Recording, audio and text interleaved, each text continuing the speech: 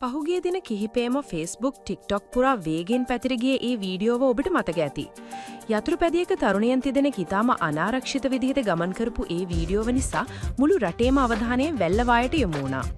වීඩියෝව viral වෙලා පැය කිහිපයක් යන්න කලින් වැල්ලවාය පොලිසිය ක්‍රියාත්මක වුණේ හිතා ගන්න බැරි වේගයකින්.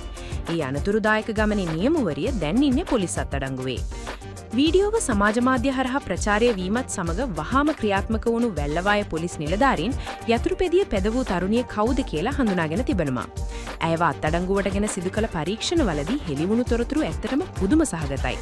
තරුණ වයසට කරන මේ වගේ වැඩ නිසා Tamanගේ විතරක් නෙවෙයි පාරේ යන අහිංසක මිනිස්සුන්ගේ ජීවිතත් මොනතරම් අනතුරක වැටෙනවද කියලා ඇය මොහොතකටවත් හිතලා නැහැ. දැන් ඇයට එරෙහිව බරපතල චෝදනා කිහිපයක්ම එල්ල වෙලා තියෙනවා. ප්‍රධානම දේ තමයි රියදුරු බලපත්‍රයක් නොමැතිව යතුරුපැදිය ධාවනය කිරීම.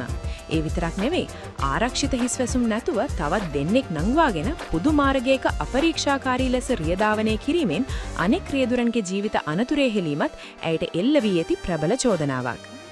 පොලිස් ආරංචි මාර්ගවලට අනුව අත්අඩංගුවටගත් මේ තරුණිය මැයි මාස 11 වනදා වැල්ලවාය මහේස්ත්‍රාත් අධිකරණයට ඉදිරිපත් කිරීමට නියමිතයි. විනෝදය සඳහා කරන මේ වගේ වැඩවල අවසානයේ එක්ක හිරගෙදර එහෙමත් නැත්නම් මරණය වෙන්න පුළුවන්. සමාජ මාධ්‍යවල ජනප්‍රිය වෙන්න ගිහින් ජීවිතේන් වන්දි ගෙවන්න වෙන්න කලින් රථවාහන නීතිවලට ගරු කරන එක හැමෝටම වැදගත්. මේ තරුණියන්ගේ ක්‍රියාව ගැන සහ පොලිසිය ගත්තු මේ තීරණය ගැන ඔබ මොකද හිතන්නේ? ඔබේ අදහස පහලින් කමෙන්ට් කරන්න.